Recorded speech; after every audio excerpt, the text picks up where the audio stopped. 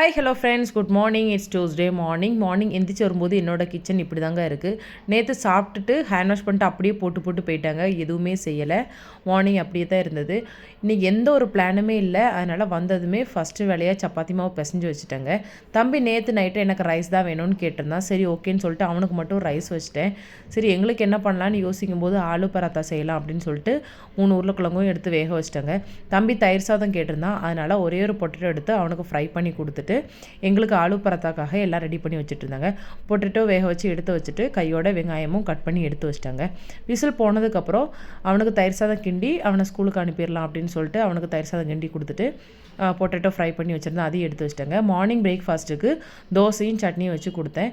எங்களுக்கு ஆலு பராத்தா வந்து அவனை கொண்டு போய் விட்டுட்டு வந்து செஞ்சு எல்லாம் பேக் பண்ணி எடுத்து வச்சுக்கிட்டேன். இதை எங்களோட லஞ்ச் பாக்ஸு. இன்றைக்கி ஸ்கூலுக்கு போகும்போது சரியான மழைங்க. இங்கே ரெட் அலர்ட் போட்டிருக்காங்க. அதனால ரொம்ப மழை இருக்குங்க.